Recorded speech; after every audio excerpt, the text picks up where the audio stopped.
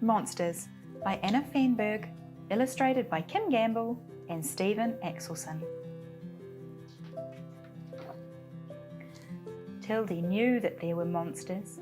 They sailed in from outside and hid behind the curtains.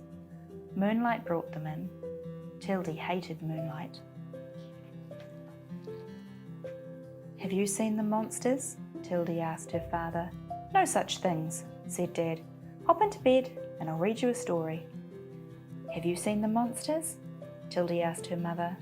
"No such things," said Mum. "Close your eyes and go to sleep." "I see the monsters. Can you see the monsters? Little ones? Hiding. Hiding? Oh, that one looks like a spider wearing a top hat monster. Sneaky little fellas."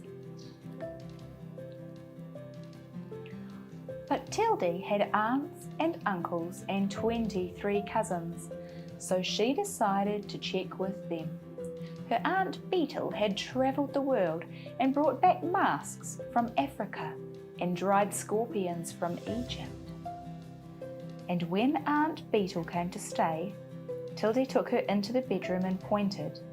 "That's where my monsters hide," she said. Aunt Beetle looked under the bed and inside the drawers.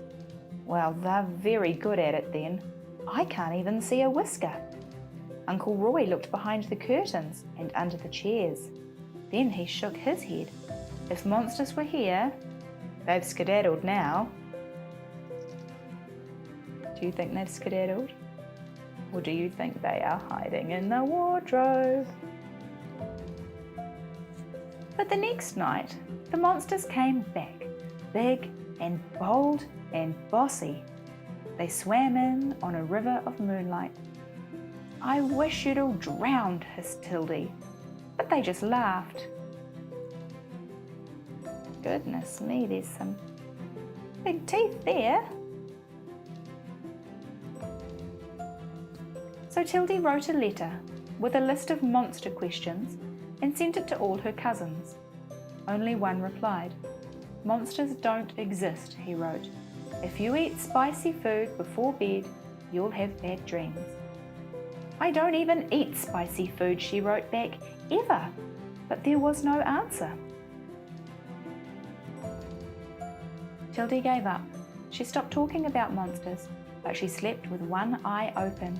It was hard to do, and as soon as the sun dropped down, the shadows crept up. Tildy grew nervous.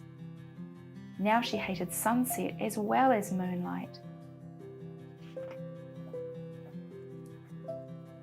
Then Hendrik, the new boy, came to school. Mrs. Chaseling sat him next to Tildy. The first thing he did was take out his coloured pencils, and even though the class was writing numbers, Hendrik began to draw.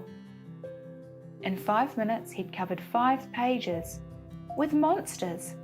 Well, what else were those slinky, snaky, wriggly shapes? They weren't like Tildy's monsters, but they were surely monstrous. "They're scary," whispered Tildy. "Yeah," Hendrik agreed, "but I'm not afraid of them." "How come?" "I kill them with my sword," and he drew a long, pointy blade. Tildy liked sitting next to Hendrik.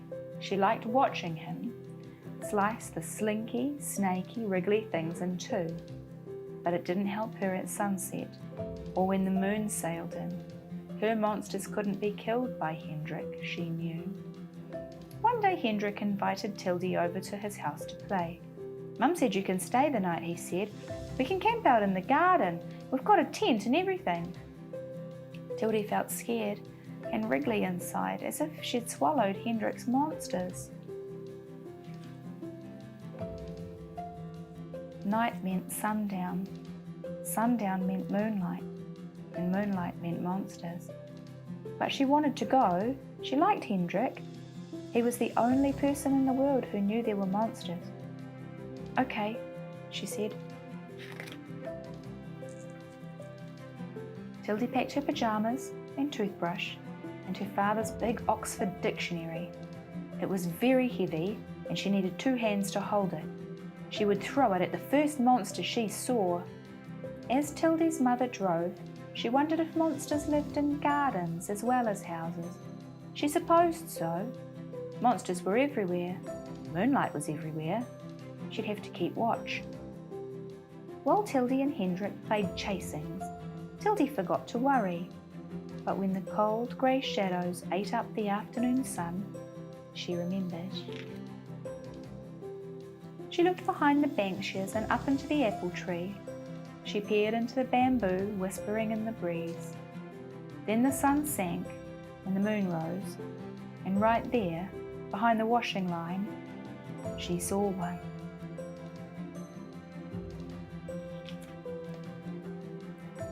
"I have to go home," she cried, jumping up. "What?" Tildy was thinking fast. She couldn't tell Hendrik about the monsters. He might have seen some, but he wasn't afraid of them. "My mother is sick," Tildy explained. "She has the plague. But she just dropped you off here." Well, also, I forgot." She smacked her forehead. "My Aunt Beetle is getting back from Africa tonight. She's an explorer and she's been away for many years. Plus, my leg is really sore, and sore legs run in our family. Sometimes your legs are just telling you that they have to run you home right now." Tildy wobbled her knees a little to show how much they needed to move. Hendrik stared at Tildy. Tildy tried to stare back, but she couldn't. She looked down at her sore legs instead. "You don't want to stay," Hendrik said. "I thought we were friends." His face crumpled like her lunch bag when it was empty.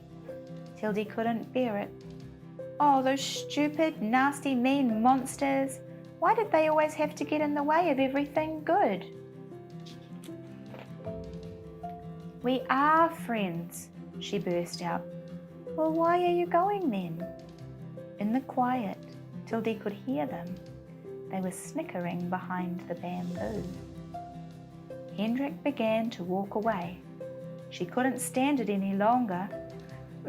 "Because there's monsters in your garden and I'm scared." "Oh," said Hendrik. He held up his finger. "Wait a minute, I know what to do." And he hurried over the grass and into the house. When he came back, he called Tildy into the tent.